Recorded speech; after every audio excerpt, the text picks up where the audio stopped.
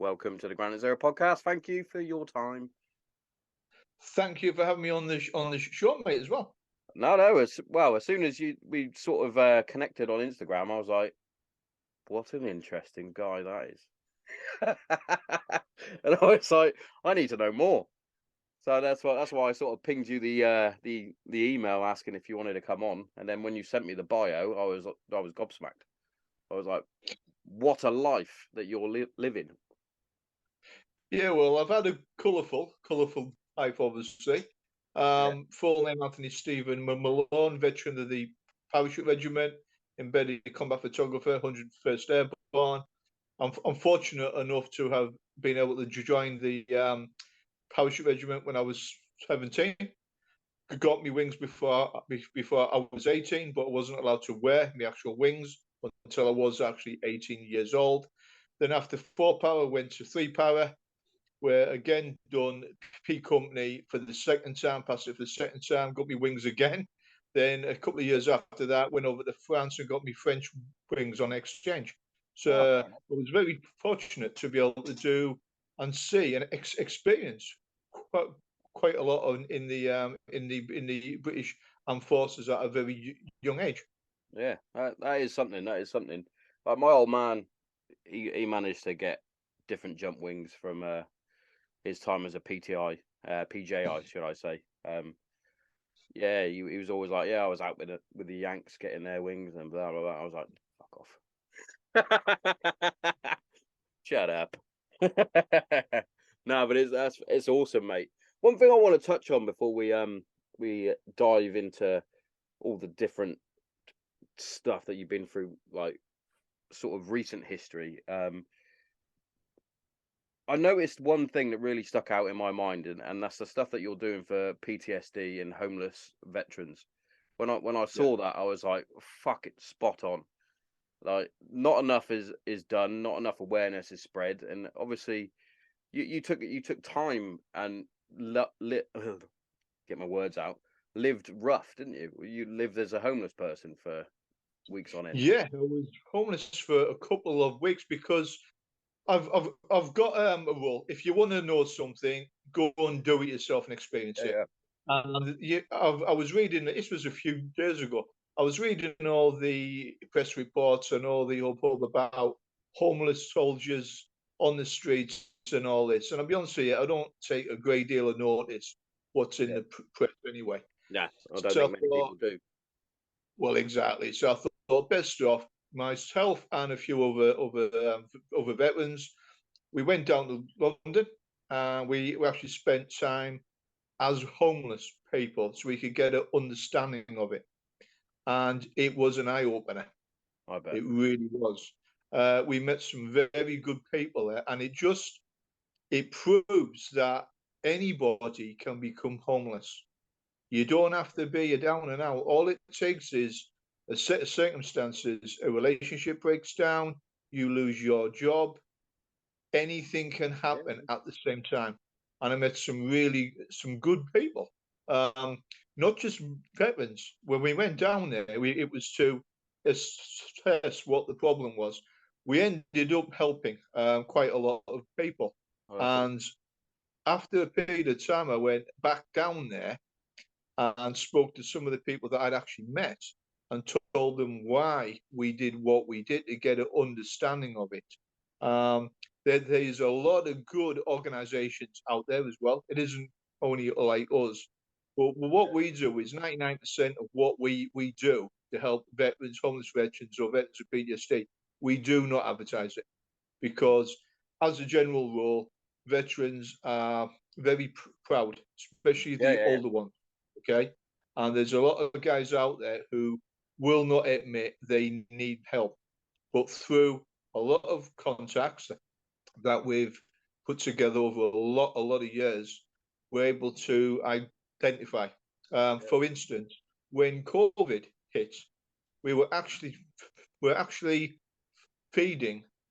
I think it was up to 100 families up in the area that I'm actually from, yeah, and we weren't asking who needed it. We were finding out yeah. through either social services or the veteran network as well.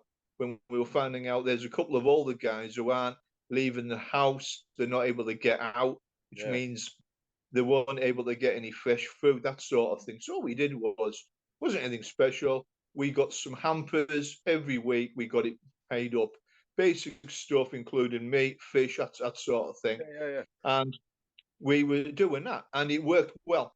We were able to help as many people as what we possibly could. But it was the same across England. A lot of little veteran organisations were picking up the slack from the government, and it was the little veteran organisations who were helping. So if it wasn't for them, even now, the government hasn't got a grip of the whole situation yet, reference either PTSD Yeah. or homelessness. They are trying. They've done some good work. So I'm not going to have a go at anyone here, but they could be done. A lot more can actually be Yeah, I done. think that goes across the board as well in terms of Yeah, what the government are doing in terms of like the whole country. But as both of us are veterans, it's something close to our heart. And yeah, you look at different things, and you're seeing people being put into housing. You're seeing people being put up in hotels, and you're like, there's people that serve the country, put their yeah, life on the line for the country, that are sleeping in a doorway, or they're sat like cross-legged outside a shop with a banner that says willing to work for food, blah, blah, or whatever it may be. I remember a few years back, it would have been around Christmas sort of time. I was working for a company called Loomis doing the cash in transit. I remember stopping off. I was doing a collection at a Tesco, or it might have been a Sainsbury's. It doesn't really matter. But there was a homeless veteran outside, and like people were giving him money and things like that. I was like, well, what he actually needs at the minute is some sort of food, a hot yeah, drink.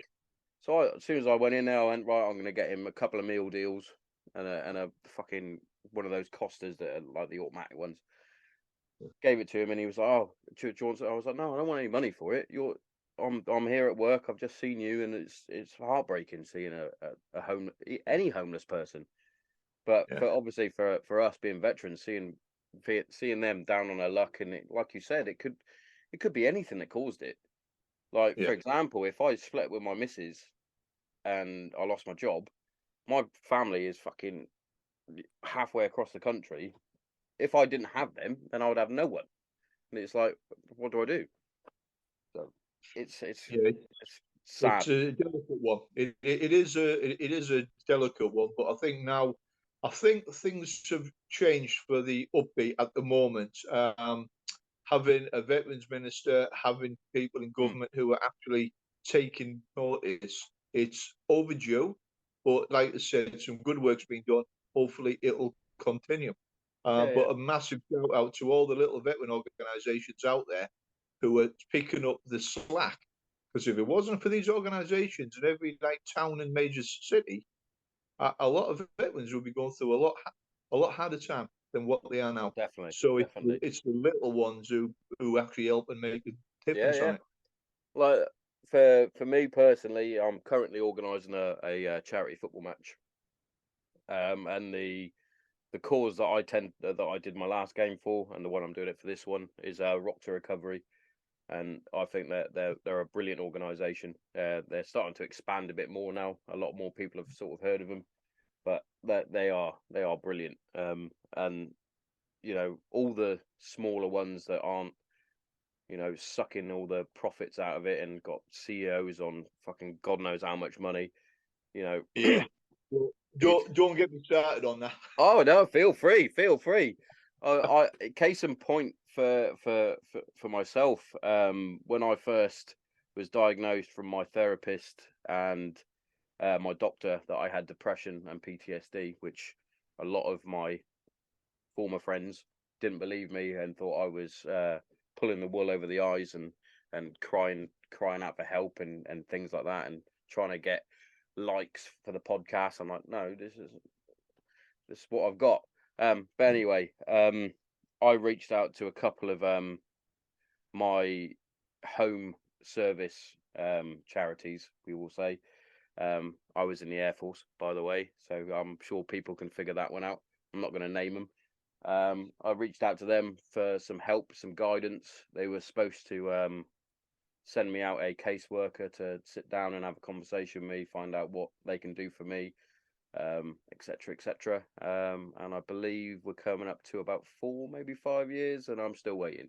So it's Yeah. um, uh, it got to a point where it was, I'll take matters into my own hands and my health into my own hands, which, you know, a lot of people need to do. But sometimes you need that little bit of help to guide you. I was one of the lucky ones where I've got a very good support network. So Mm. I wasn't on my own. If I was a veteran on my own, you know, the worst of the worst could have happened.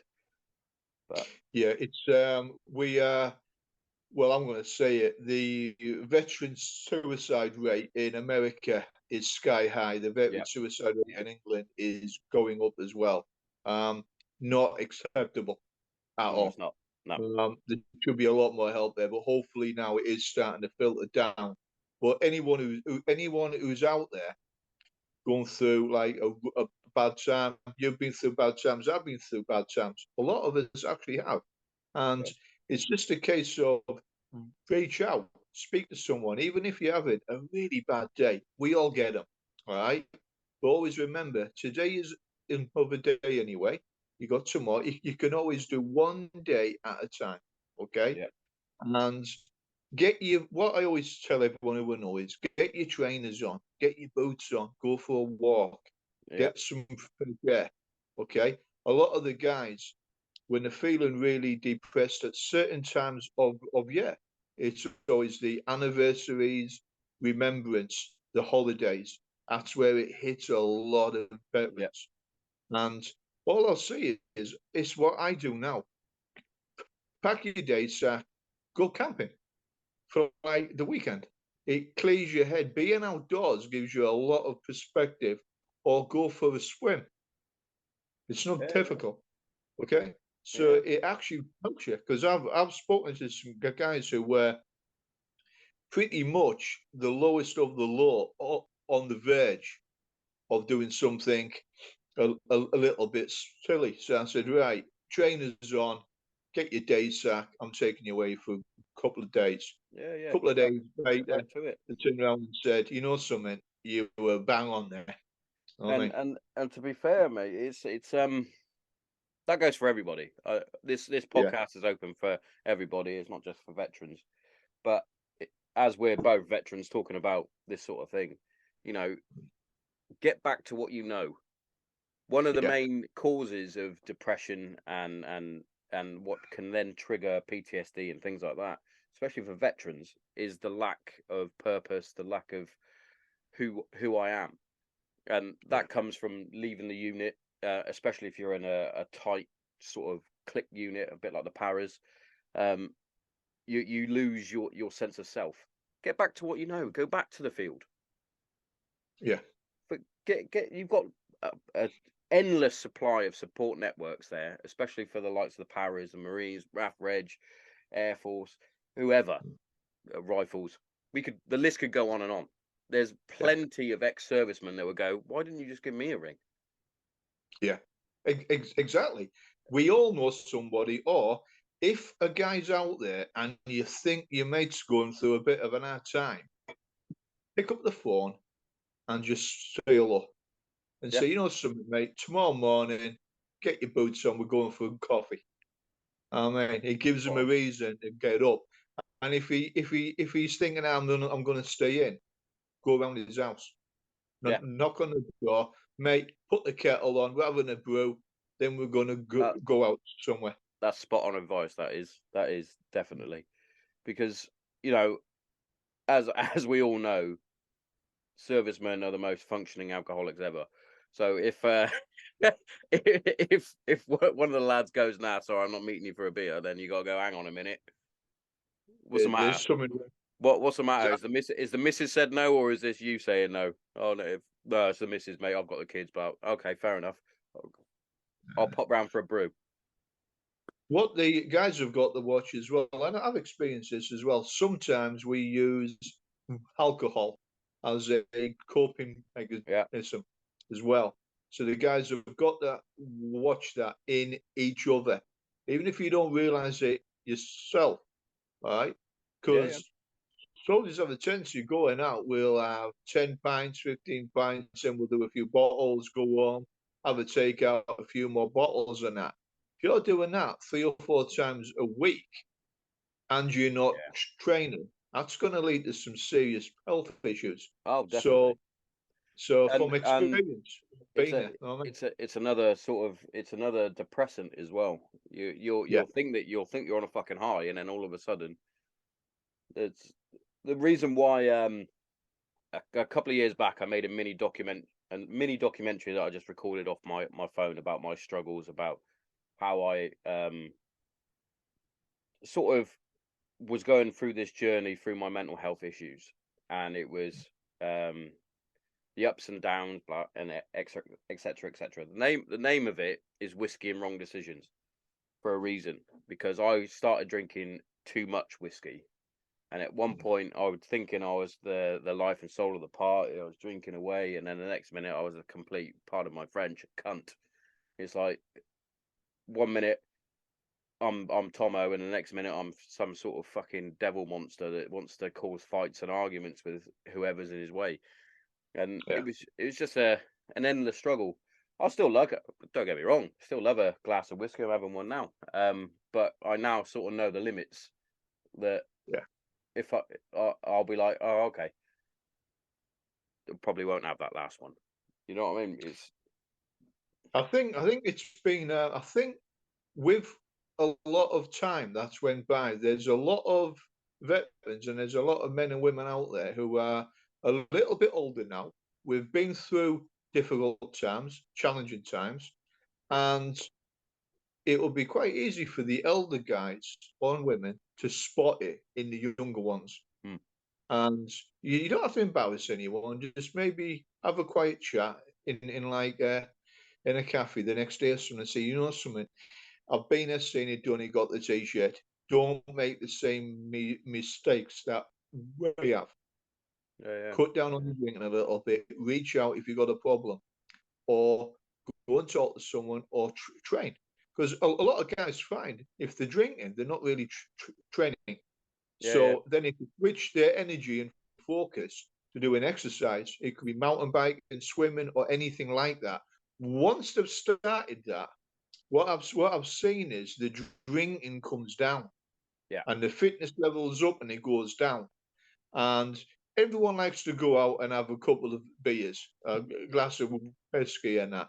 It happens. We're soldiers. We're veterans. It's part of us. It always will be, yeah. right? But being able to get it in moderation, that is very That's what you important. got to do. Everything in Yeah. moderation. I totally agree. I totally agree. 100%. One thing I do want to pick your brain about. Um, Obviously, both servicemen and Afghanistan was a massive part of the entire British military plus others Yeah. for 21 plus years now. But obviously, the close down and handing it back to the natives and the Taliban and whoever else was, Yeah. well, for me, very shocking to see how quickly it was done and how poorly it was done. But obviously, you were embedded with that, getting people home or getting people um, settled. Could you say with like Yeah. with the locals? I'm guessing I'm just speculating here with probably interpreters and other vulnerable sort of family members and things like that. Yeah, I think I can How did that speak come on about? behalf of a lot of the veterans, both in America and across Europe and the United Kingdom. We all were watching what was happening. Now, I've been involved with Afghanistan for a long, long time. I've got a lot of friends out there, and all veterans, even service personnel, were watching what was unfolding It seems that the only people who couldn't see it coming was actually the politicians, Funny because anyone with that. any, it was so obvious it was going to go wrong. It was so obvious, and the government in Kabul that had been there for like 20 odd years, it was never going to function and stay as it was. Yeah. It actually buckled under its own weight of corruption. Um, an example was the West America, including the UK. We were paying for an Afghan army of over 150,000 men every month. In reality, there was maybe half of that. Yeah. So we're paying for a ghost army, right, which is pretty much the size of the British Army every month. Okay, I'll let people get that number and think about that. So where's that money gone for so Yeah. many years? So the government was never going to hold its own anyway. The drawdown, yes, I accept the war had to come to an end. I Yeah. agree troops had to be pulled out. We were losing troops for no reason in the actual end. That's my opinion. Yep. It had to happen, but the way it was done was wrong. They could have very easily kept a couple of thousand at strategic locations and drew down over time. Yep. Agreement could have been made with the Taliban, with the Afghani network, that those positions are not attacked. Okay, that could have been done. I've spoken to members of the senior members of the Afghani network in Afghanistan. Now, like many veterans out there, it didn't fit well for me. I was out of everything. I was retired. I was a gardener, right? I was a landscape gardener. I was doing my work with Patriot to help veterans in England and America. So I was not going to get involved in anything again. But I've got a sat phone.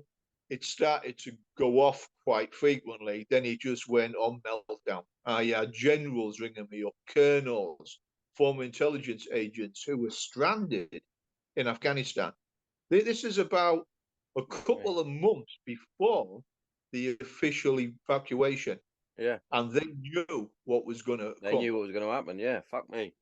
So we actually started to move people covertly out of country before I even set foot back in Afghanistan. So a couple of months before it was all over the news, the writing was on the actual wall. Yeah. We wrote reports and we handed them in at a very high level, both in the UK and in America, and we predicted what was going to happen, and we were absolutely spot on. It's mad how the likes of you have obviously got a vast knowledge of the landscape there. You've got lads that have been there for fucking countless months on end, countless years, etc., etc. Here's an idea, politicians. Use the experience and get the experienced people to give you the strategy that you need. Like you just said, you foresaw what was going to happen. If you've already seen what's happened, you've obviously already thought of the different strategies for that not to happen or not to be as bad as what happened. But it's as though they went, "Nah, oh, well, we'll just do it all at once." Yeah, they just literally Fucking ridiculous. as soon as the Americans pulled out, and pulling out of Bagram Air Base in the middle of the night and leaving the keys, just giving the keys to the people there was unforgivable.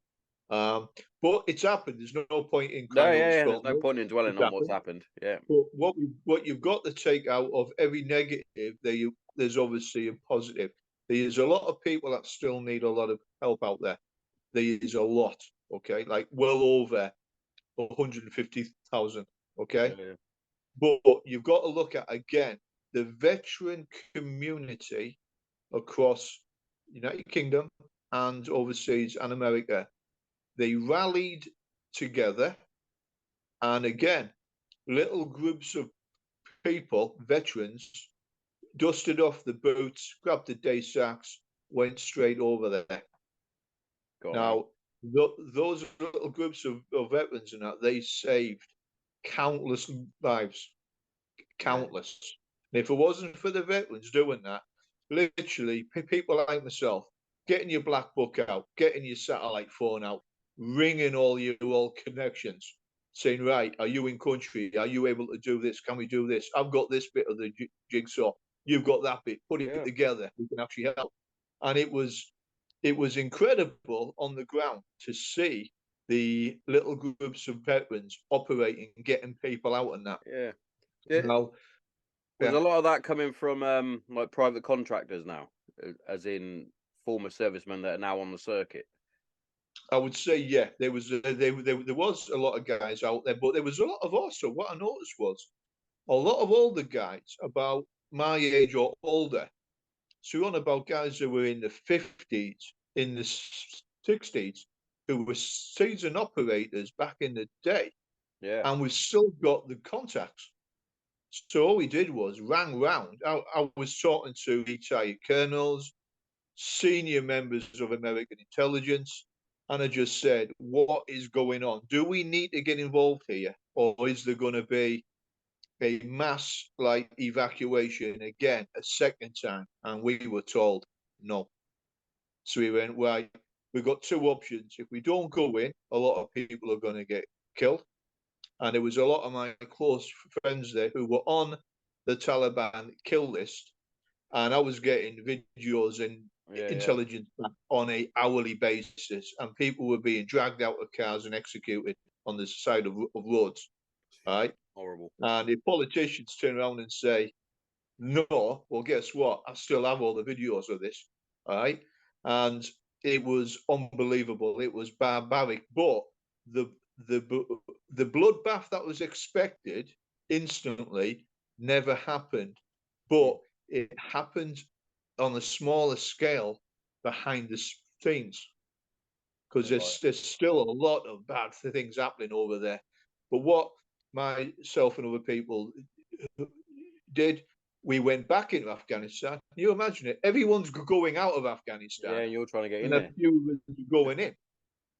So we actually flew into Uzbekistan, and an overland car journey from Uzbekistan down to Kabul took us like 12 hours.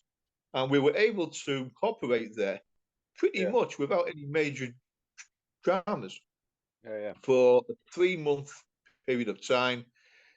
Then, and that was a high tempo. That was 24/7 banging. We were moving people through Taliban checkpoints, moving families who had children, getting them to safe houses. We were making sure they had food, medical supplies, then organizing their evac out of country into a third country. And one of the problems that we actually saw in the early days was we could get people out of Afghanistan. That isn't the difficult part. Yeah. It was getting them a visa into another country. Yeah, of course. That was what the problem was, and it still is. On the visa scheme for just the United States, there's still well over 150,000 vetted, qualified people who can be on that scheme. And they're just sat there. We're very, very fortunate that we got everyone out who went in to get out. We're very fortunate on that. So the generals, the colonels, all the people, all the intelligence assets, everyone's out. A lot of them are in England as well now, either in America or in England.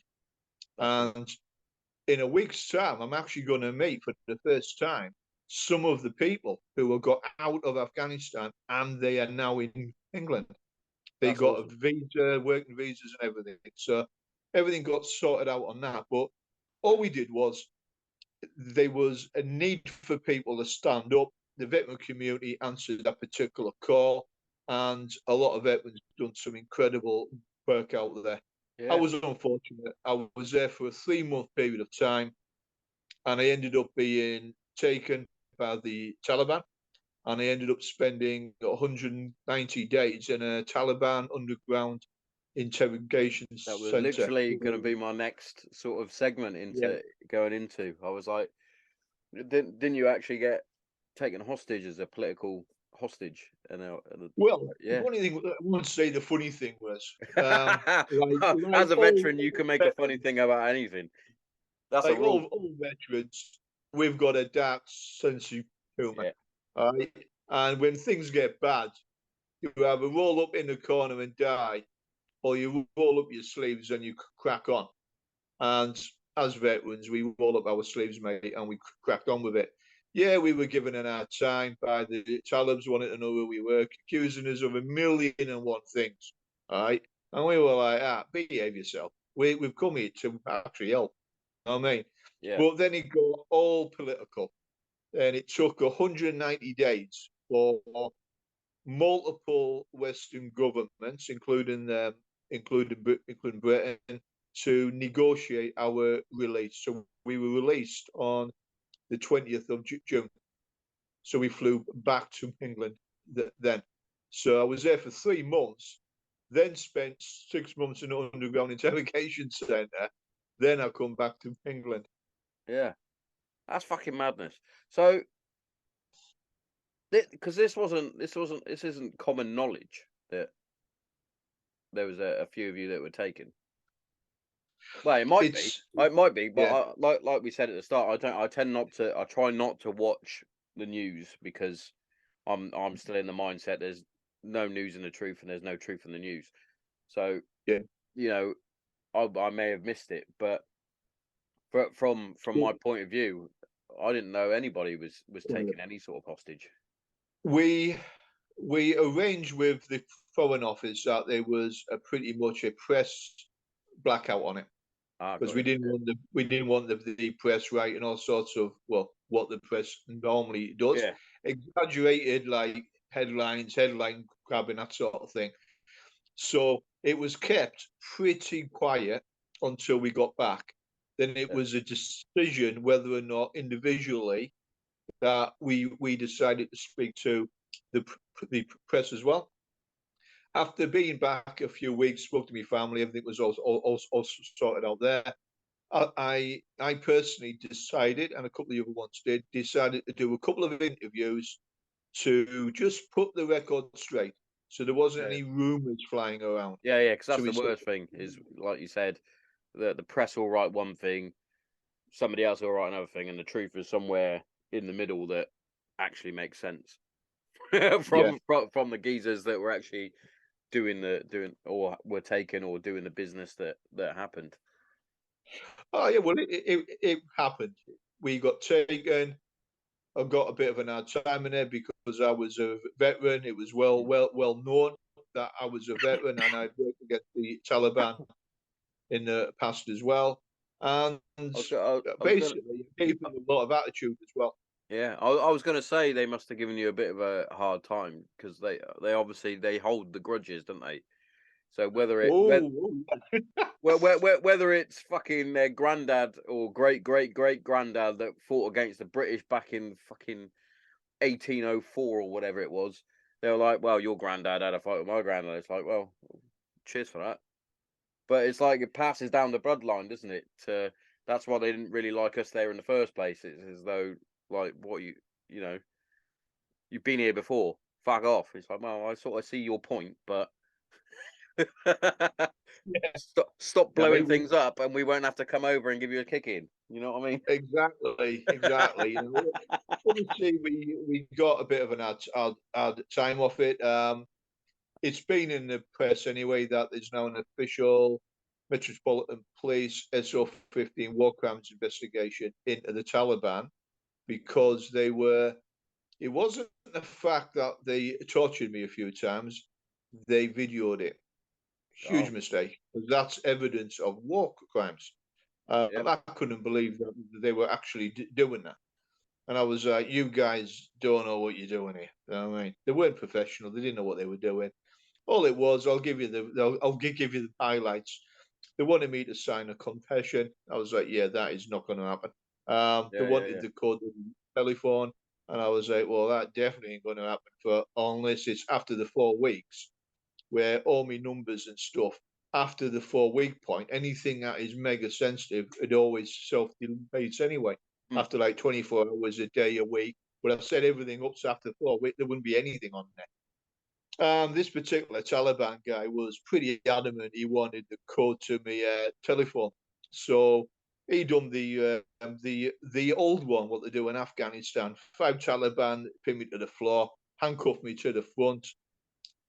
Uh, they brought my feet up off the floor, they tied my legs together, removed my shoes and socks, and proceeded to, I'd call it, tickle me feet, where they hit me feet with a large rubber hose, which is a little bit painful.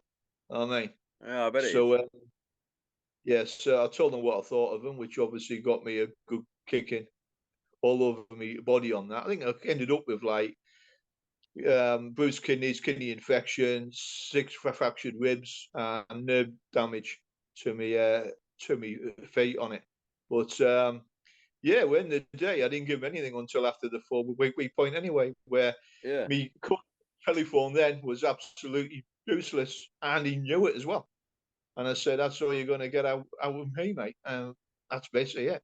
But Yeah. they weren't too happy about that. But at the end of the day, It's got to be a strange one, because obviously you're taught bits when you're going through basic training and when you're going through pre-deployment, etc., etc. It's like, give them your name, rank, number, like what service you are, your religion, blah blah blah, and it's like that and that, and you stick to that. And it's like, well, if you're a veteran, you can't really go, I'm 300444938 SAC Thompson, Church of England. It's like, well, why are you fucking here, you cunt? It's like, you know why I'm here. I think the crux of this was the interrogator actually had a massive personal issue with anything that was from United Kingdom, because him and his family had had a running with British soldiers in helmet Oh, in the okay. past.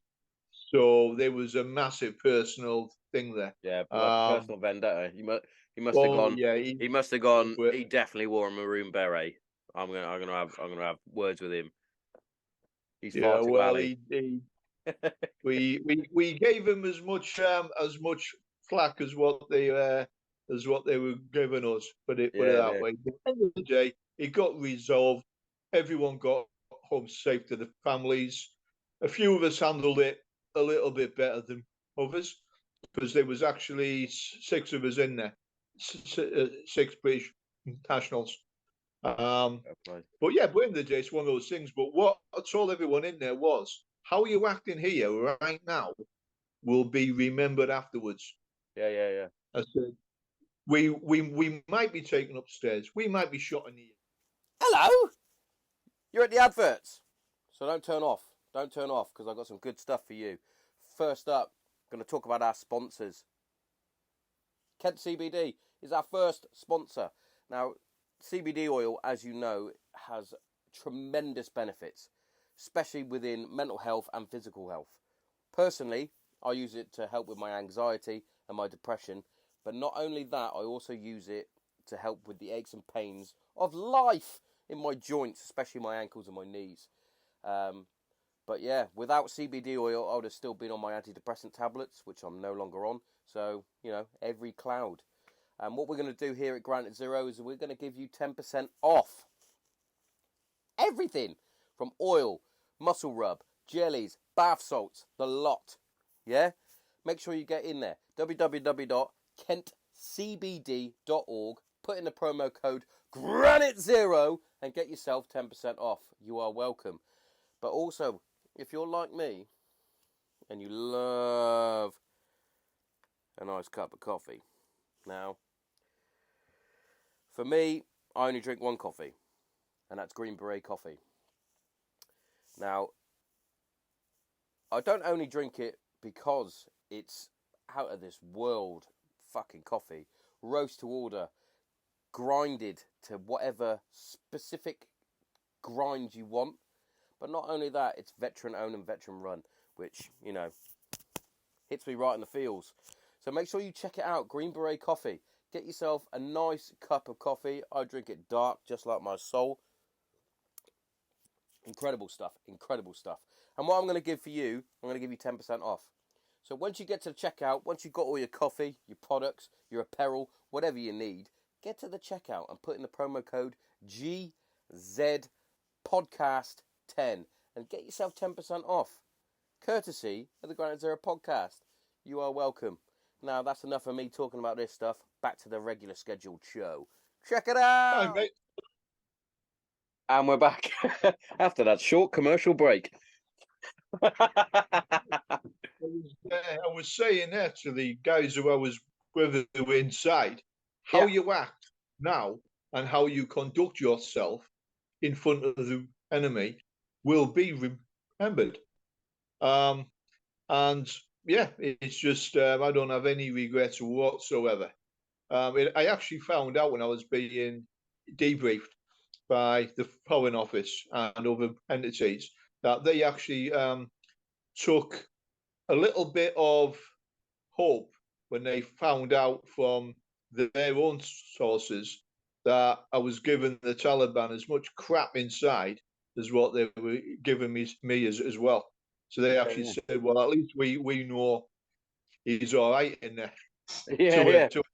So, I mean, so what you got back and had obviously the debriefs. Did they then give you any sort of fucking counselling or anything like that? Because obviously not everybody is as robust as yourself.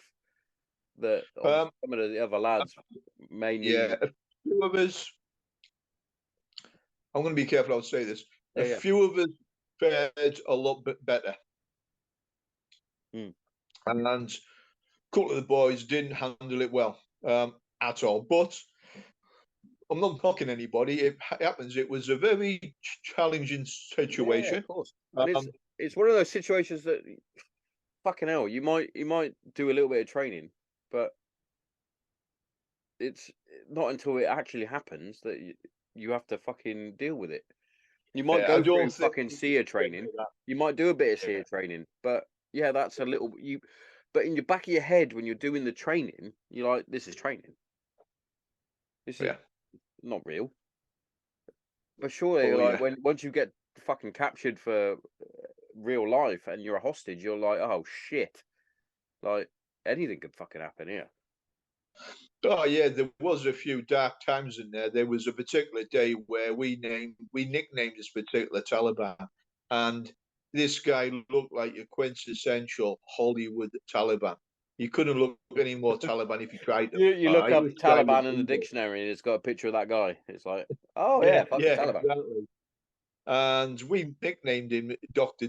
Death, and he came down to these cells because all of us are underground in different cells. And one evening he pulled us all out individually and said, "Right, I'm going to hang you, or you're looking at 40 years in here." And I thought, all right. He said, "Anything to say?" I said, "Can I order a pizza?" And he looked at me like that and went, not the response I was expecting. He went to the next cell. He told one of the lads he didn't handle it well, like, I mean, which obviously if you're told you're going to be taken upstairs to one on, that's going to spoil you the day, isn't it? But I thought, you know, something, even if we am thinking this isn't going to end well here, I'm not going to give him I'm not going to give him like the satisfaction. I can see where you're coming from with that. Like you're like, well, you just threatened to hang me, so it's going to be my last day. Can I at least have a nice meal? Like, I don't want your fucking toenail bread and your fucking goat head. Get me a pizza in with some fucking chicken wings. Exactly. And it turned out that that particular guy, because I was the one who took the brunt of the beatings in LA. On the way out, when I was released, I was the only one to get back me passport, me wallet, me money, me cards, me watch as well. So I've still got me watch, and I couldn't quite work out why he gave us all this back. and he had Bit of spoke to mutual me. respect, maybe. Oh, yeah, he said, we threw everything at you but the kitchen sink, including the kitchen sink, and you weren't having it. He went, this was the guy who actually offered to take me to the airport, flying me out. This is a senior member of the Taliban here as well. He said, if you write a statement against your friend, you walk. And he said, you've got my word, you will walk. And he meant it. And I said, you and I know that ain't going to happen. Yeah. I said, I don't betray me friends or my country. Doesn't happen. And he even said, we even knew what you were going to say before you said it. They had to ask. We had to ask. Yeah. But I was like, I think that's one thing they do have is the mutual respect, especially for like yourself, who's a very robust human, and like you said, I won't betray my friends or my country. That's very similar to a lot of the Taliban, that they wouldn't betray their country or their fucking friends. In fact, they go fucking uber. They go super crazy for their fucking religion, and they'll fucking blow themselves up if they get asked to. So they'll always have that sort of mutual respect. And that's not me being a racist, by the way, because I've seen another podcast that has said something similar. But I'm happy, and I'm going to give out a quick shout out to do it. Sterling timepieces. The watch and me, the Taliban couldn't break either of us. So well, there you go. Sterling timepieces, absolutely outstanding. I will tag them in this. And they've got a massive shout out, so they can become a sponsor. There we go. Yeah, but it was unusual to come back to England as well after all of that again.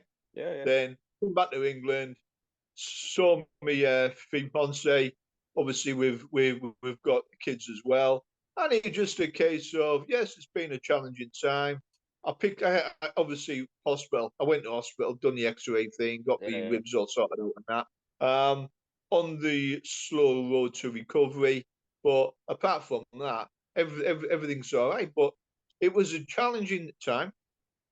Being back was a surreal experience. Being back above ground, daylight, decent food, clean drinking water. I was like, wow, it made us appreciate the little things again. I bet it did. That in the UK, we take for granted. But pretty much as soon as I got back, I was on the telephones again, helping get people out. So, because at the end of the day, there was still a job that had to be done. So we continued it. It's a very selfless act that you did. And I don't think it's a case of selfless. It's a case of it needed to be done. No, I get that. And the conversation I had with my fiance was, how can I not go and help these people who have stood by us through everything? And some of these guys are my personal friends. Yeah. So, I get that. Yeah, done. Yeah. Because you see, I'll call them Instagrammers. We'll say that. You see a lot of Instagram heroes that would do it for the fame and the glory, and look what I did, and which is why I said the selfless act of help. Still, you went out there, you got people out, you got taken hostage, you came back, you got fixed up, you spoke to your missus, you spoke to your kids, made sure they were all right, and then you went, right, I still need to get these fuckers out. Yeah. And not a lot of people would have gone, I've got a job to finish. A lot of people would have gone, I tried, and I got battered for it. Do you know what I mean? And yeah, so I massive respect for that, genuinely. I believe, and I know full well what you'd say. You'd be very humble, and you'd be like, no, I had to do it. But sometimes you have to take the plaudits, as they say, because that's an incredible feat for a human to do. Don't get me wrong in it though. Being beaten by the Taliban, wasn't exactly a it wasn't a nice experience. It was a challenge. Oh, I bet it fucking was. I bet it fucking But was. It wasn't. It wasn't. It wasn't a nice trip down the dominatrix, down the fucking Ivan Lid Ranges. aye, yeah, it's all squared away though. Like I think the situation over there now has deteriorated an awful lot. It's so sad to see the way it's going. Yeah. But I get asked an awful lot, and I still do a lot of advisory work, a lot of consultancy for certain departments, and there's not an actual answer to it. It's got to be an Afghan solution to an Afghan problem. Yeah, yeah. The West not get That's involved again. one thing that I sort of found when I was on my last tour back in 2013 is when I finished it. When you've put your papers in and you're ready to leave, you sort of turn off your squaddy fucking head for a minute, and you're like, right, I'm just a regular bloke now.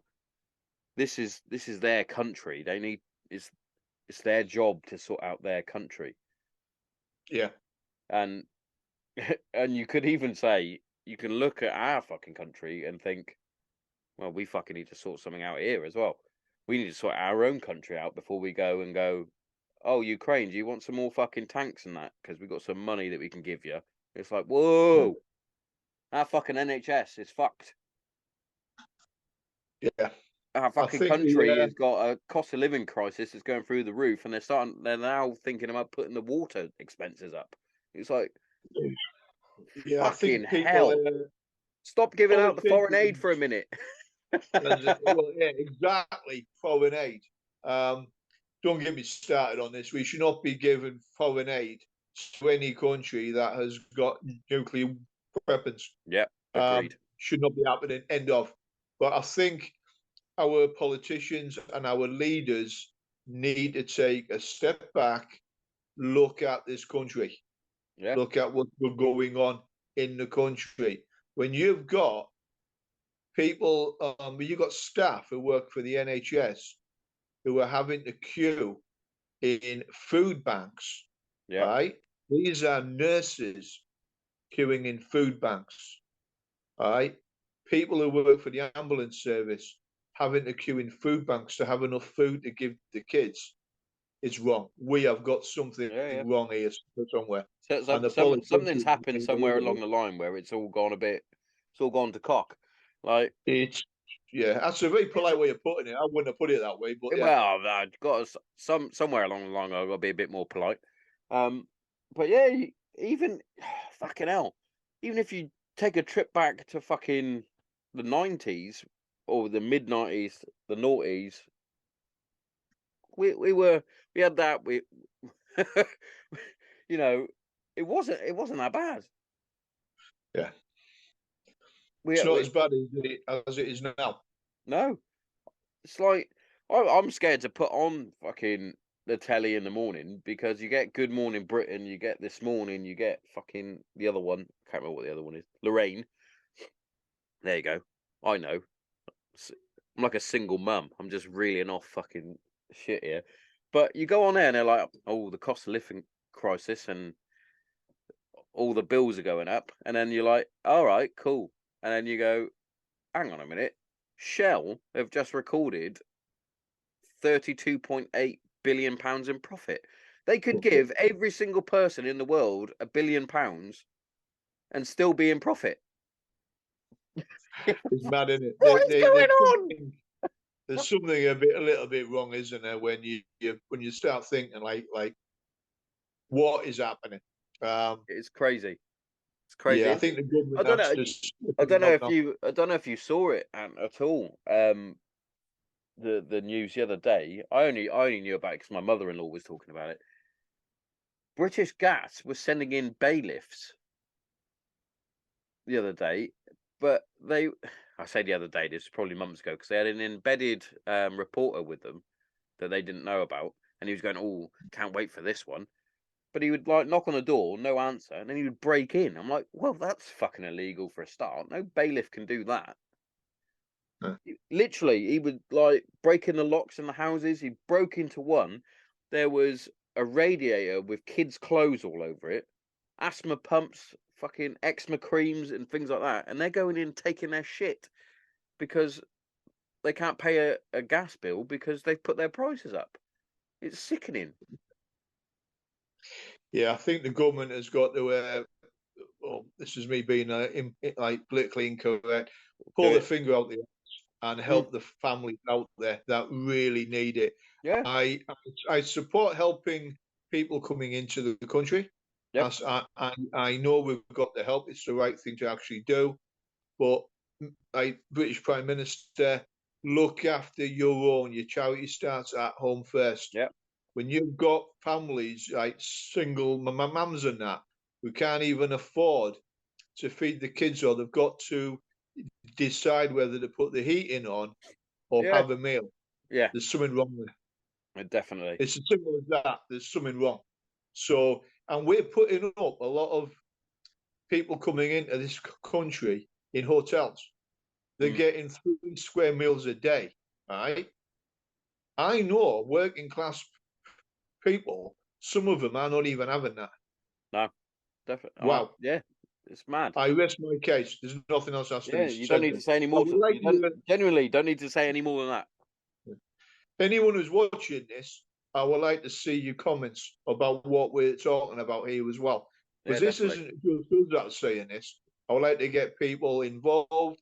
I would like to start a conversation with this one, because charity starts at home, and we've that's what me and my missus always say. Like, I do give to charity. Don't get me wrong. Like I said, I'm doing the football event that I'm doing. But there's certain things that I'll be walking along the road and it's like, oh, can you give us some money? It's like, no, I've got kids at home that I need to sort them out. Yeah. I'd love to help. I'd love to give you 20 quid, but that 20 quid could, get or help pay for a new pair of school shoes, which are ridiculous in price, by the way. Yeah. my youngest daughter fucking ruined her school shoes, bless her. And we had to get her a new pair. And I was like, but the pair that you've just ruined accidentally, because the bottom of the sole came off, that cost like 70 quid. She's got tiny feet. I was like, why is it 70 quid for a pair of school shoes? Yeah, well, it isn't just the school shoes. It's the. Don't get me started on the uniform. Don't get me started. Anyone who's got kids out there, we understand. We have kids ourselves. Both of us do. We get it. It's expensive. Yeah, skid unit. I'm the one charity thing I do is one of my close mates. I served with him on the same squadron. He lives down the road from me. His daughters are a couple of years younger than my daughters. So any of our school stuff that we have, we go, do you want this? Because that will save you going to the fucking school shop to get it. And it all happens. So even down to my eldest's best friend, she's quite slight. She's very short. Bless her. She's like, that's me saying someone's short. So they're short if I'm saying it, because I'm fucking only 5'6". But yeah, so she had like a school blazer and things when she was in like year 6, but because she was so small, it would fit my youngest, who is only in year 4. So I was like, well, hey, you got a fucking blazer, spot on. It's like more people have got to do that. Recycle your school uniforms. Yeah, I think this is a tangent, isn't it? It helps. It does. One thing, it's not short of a few hundred quid to get a basic school uniform. My eldest in September just went to secondary school, and we had to get, obviously because he's the eldest, brand new everything. And even down to her PE leggings, which I didn't think was a thing because I'm still stuck in fucking year 2002 or whatever it is. And I was like, why does she need them? And they were like, well, she wears them for PE. I went, so could she just get some blue leggings, and they went, no, it has to have the school badge on it. I was like, does it though? Does The it though? badge. It has to have the badge It on literally it. Yeah. has Aylesford fucking down the leg, and I'm like, could you not just go to Sports Direct and get like 5 for like 10 quid? Yeah. Yeah. Or whatever it is. I'll be No. honest, there's going to be a lot of people out there who are going to think, yeah, they're going through all of this as well. Mad, mate. It's yeah. And I never experienced any of that because I never really thought about it. 'Cause, like when I was at when I was at secondary school, my mum would just take me in and would go, right, you need the rugby shirt. We'll get a big one because then that'll last you a couple of years. I Yeah. didn't think any different. Like now, it's like, well, I can't wear that because I won't be cool. It's like you fucking will wear it. Yeah, you are wearing this. I've had it. I've got a young girl who thinks she's 21. Oh And yeah. I'm like, wow, yeah, just wow, she's on a different planet, mate. Half the time, I tell you. And I don't understand a Hard lot of it. I'm work, and they like, girls. yeah, I'll Hard tell work. you one thing, mate. You think Afghanistan's hard? Yeah, try having 2 young girls, mate. I tell you. Yeah, I've got 2 young girls, and fucking hell, they are incredible. They are Well, hell two yeah. of the most loving, down to earth, beautiful souls. My girls. I'm going to take them zero credit for this because they definitely take after their mum, 100%. Yeah, They are I'll go that as well. they are beautiful inside and out. Where I'm a bit dark inside, so but fucking just they are. I've spoken about this probably in about 90% of my episodes, but my eldest daughter is one of the reasons why I ended up going to therapy and getting help. She was the one that picked me up off the floor and told me, "Don't worry, Daddy, I still love you." And I was like, "Fucking hell,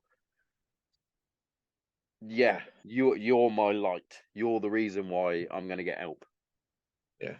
Well, a lot of people out there, a lot of veterans and non-veterans as well, who have got kids, they need to think about that. What they do reflects and influences their Oh, kids as 100%. well. And yeah, we've got kids and we bitch about things occasionally. We wouldn't change it for the world, Yeah, ever. It's the best experience in the world. And all 100%. these little things that they do, which we don't understand as adults. We didn't understand it Oh, as it's kids. mate, I can go Wouldn't down change so it. many different Wouldn't rabbit change holes of it. that. So, Yeah, like, just recently, obviously, that prime drink is the new fucking big I am. The prime. Everyone needs prime. yeah. My well, people are idiots, by the way. Just gonna say, you can just go to Asda. If you get there early enough, you'll get some, and it's £2. You don't need to spend £24. You don't need to spend £50. You don't need to spend £100. It's £2.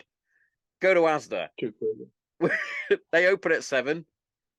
They usually get their deliveries in. Just go to the counter and go, "Can I get some prime?" They have to put it. That's how mad it is. They have to put it behind where all the cigarettes are. That's where it is. Customer Right. counter. That's fucking madness. It's a shit energy drink. It's shit. KSI, Logan Paul. If you're listening, you're not.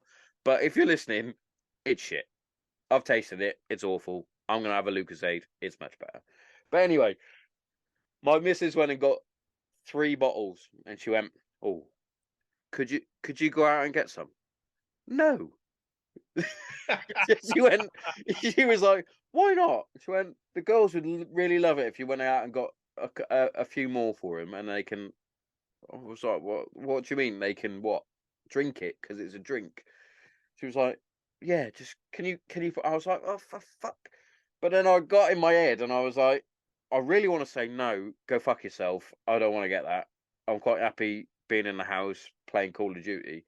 But it's no.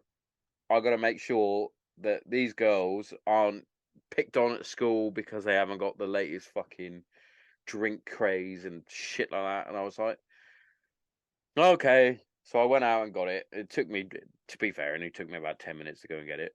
But I was just being lazy. But I'll do anything to make sure that they're they're happy and they're good. They're quite happy with fucking anything. Like even going back to Christmas, I remember it was one of the first Christmases I remember with them. When my youngest was sort of at the age where she sort of understood what Christmas was. This is going back a few years now, and they literally thought the stockings was all they got, and it was the most heartfelt and lovely sequences of events where they opened up their stockings and they got it all out, and they were like, "Oh, thank you, you gave me a little bit of makeup and blah, blah." And they were like, "Oh, brilliant!" And then they went downstairs and opened everything and saw everything else, and they're like, "Oh my god!" And he was like, Yeah. "Well, that's brilliant." And even this year, every single present they got up, they came over to me and my missus, and were like, "Thanks. This means everything." Gave me a hug and gave me a kiss, and I was just like, they are so grateful. They don't Mm. expect anything, and when they do get something that they ask for, or if it's on their list and they weren't expecting it because it's a bit more expensive, and they get it, and they're like, it's the best. Like they a few times they burst into tears because they weren't expecting, and they was like, you two are just beautiful creatures. Hopefully they can pass that on to their kids.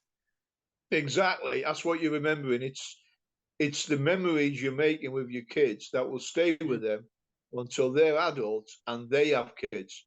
Then they'll want to make sure that their kids have this similar kind of memories. My eldest got me. So I don't know if you're the same, but any sort of birthday or Christmas, what do you want for your birthday? What do you want for Christmas? I don't know. I usually just get what I need. Yeah, yeah, In the year, I don't really need anything, and I wasn't expecting any sort of presents, if I'm honest. My youngest, well, 100% my missus bought it, but she got me a Man United shirt for Christmas. I was like, oh, fucking brilliant, put it on. And then my eldest then went, Dad, I've got you a gift. It was my idea. Mummy helped me find the website, but I put it all in. And I was like, what is it? And it was a little bracelet, and I opened it up, and I'm wearing it now. It's annoyingly, it's falling apart because I won't take it off, and I'm apparently supposed to take it off. But it's literally just a bit of rope, and it's got this little eye on it. And inside the eye, if you hold it up to the light, there's a picture in there, and it's a picture of me and my eldest when I came back from Afghanistan on my last tour, and I'm holding her and giving her a big kiss. And I remember yeah, just popping that up, and I looked through the light at it, and I just genuinely, I don't mind saying it. I burst into tears like a giant schoolgirl. She was like, "What's the matter, Dad? Do you not like it?" I went, "No, you just got me in the feels. I just wasn't yeah, expecting it." She was like, yeah. "Dad, I've never seen you cry like that before." And I was like, "Yeah, but I'm not afraid to cry in front of you for a start." And Hey, if you also, can't cry in front of your family, there's something wrong. I was like, also, that was probably the nicest gift anyone has ever got me. I don't know how Yeah, much it cost. I don't care how much it cost. I went, just the sentiment, because you've picked the picture of me and you in yeah, one of the proudest moments I've ever had. And I was like, oh fuck. It's it just kids are amazing. If they're brought up right, amazing. exactly. Yeah, I'm gonna say happy that. days. I'm gonna say that because where I work there are some fucking little cunts that I would love to just give a slap. Genuinely, mate. I was leaving work the other day. I'm an estate security manager now, and I was leaving work. I wasn't in my suit like I normally am. I was in like regular sort of clothes. And they started. There was a group of them. There was about 8 or 9 of them. They started gobbing off, and I was like, "You're about fucking 12 years old. Why are you gobbing off to a 35-year-old man?" I Yeah, I don't care how many there are of you. I will fill you all in if I needed to. I'm not going to, but I could. There could be 8 or 9 of you. You wouldn't get home very well. Put it that way. I started walking, and there was a bottle thrown at me.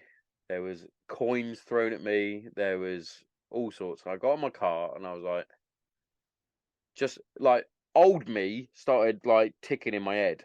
Like yeah, I used to well, when I was a fucking teenager / in my 20s, I was a fucking nightmare. I'd go and fight just for fun if I wanted to. But that sort of me is pushed away. He's not there anymore. He's there if I need him. But you're older and wiser now. yeah, that's exactly right. But he was ticking away. He was going, "Do you want to knock out some kids?" And I was like, "No, just fucking shut up." So I thought, fuck it, drive home. I was pulling out, and I could see them all fucking start popping up again, mouthing off. They threw another water bottle at my car, and I was like, fucking hell. So I just drove out, and I thought, be the this is quite ironic considering I'm only little. Be the bigger person. So I drove out. I was driving is quite a funny shape, so it's sort of I had to go out and round and then back out. And as I was coming round, there's a weird sort of zebra crossing, but it's not zebra crossing. And I saw this little cunt from the corner of my eye come in with a trolley, and I was like, he's gonna fucking hit my car with that trolley, isn't he? And I put my brakes on, and he just put the trolley right in front of my car, and then just ran off. And I was like, what? Why are you doing that? Yeah. What are you doing? I've literally been at work. Yeah. I haven't caused you any issues. Why are you causing me issues? I was like, fucking. So I just threw the trolley, just drove off, and I was like, I've never wanted to hit a kid until that moment. Well, here's the option here. Anyone who's rebellious like that, put them into the army cadets, Yeah, into the army. Show them a bit of discipline, and you might find that there's a decent kid in there as well. I'm sure there is. I'm sure if you got those kids one-on-one, without all their mates chirping up, they'd be sound. Yeah. But in fact, I found that with quite a few of the older kids that were those kids before. You'd speak to them one-on-one, and they'd be like, "Oh, but I didn't mean it. I was just." It's like, yeah, but I'm here for 12 hours a day doing my job. It's my job. Yeah. Why are you causing me shit? It's not funny. Yeah. And also, you think it bothers us, but we're still getting paid. You fucking moron. Kids, mate. Kids. We love them and we wouldn't change them at all, mate. It's the world, isn't it? It is. Mate. It is what it actually is. Definitely. Hi, buddy. Well, on that note, okay, I just want to say a message to any veterans out there. Yeah. Or anyone going through hard time or anything, pick up the phone, speak to one of the lads and that who you serve with, or a friend, because we've all been through hard times. It's great to be on the actual show to have a banter. It's great to not have someone just asking like questions. I do interviews all over England, all over America. It has been a really nice interview. It's been a normal one, talking about normal that's things. what I like to that's what I like to hear, and that's one of the reasons why I do the way I do. I'd rather, if I could, get more people actually in the shed, but it literally is a shed. But yeah, the way I like to do it is having a conversation in the pub. These are that sort of conversations that I would have with you in the pub. I'd like to know about your stuff that you did, getting hostages out, and not hostages. You were a hostage, but you know what I mean. All that sort of stuff. That's the stuff that I'm interested in. But also, we can have a chat about our fucking kids and shit like that. And that's how I like to do it. And it's been genuinely an honor and a privilege to have you on. And what you're doing and what you have done is breathtaking, genuinely. And I would like to say thank you for everything that you're doing and the effort you put into the podcast as well. Because if this can help one person out there, you've achieved a good thing. And I think this is going to help a lot more than one. I think a lot of people are going to tune into your podcast. I'm going to share it everywhere as well. And it's a normal one. It's just two guys having a chat about issues that everyone can relate to. I think it's important. it is important. It is important. And that's what we like to, that's what we like. And the veteran community can go from being very accommodating and very loving, and then you do have aspects of it that are very toxic. Yeah. What we're trying to do is get rid of that toxicity and try and remember that we're all in it for for each other. We're all Yeah. we're all one fucking we're all one team, and it's all one effort, as my old warrant officer Gary Eden would say. And Yeah. genuinely, one of the best conversations I've had in a very long time. And you're more than welcome to come on anytime you want. And I'm definitely Tommo, I'm definitely better than yeah. Nigel Farage. Just saying. I'm just saying, Tommo, thank you, mate, and thank you for everyone who's taken the time to watch and support your podcast as well. I've got a feeling your podcast is going to grow over time as well. So, It all Tommo, takes time. it's It been all a takes time. pleasure. It's been Right. emotional. It has. You take care, mate. Speak to you in a bit, mate. Thank you very much. Take care, mate. Bye.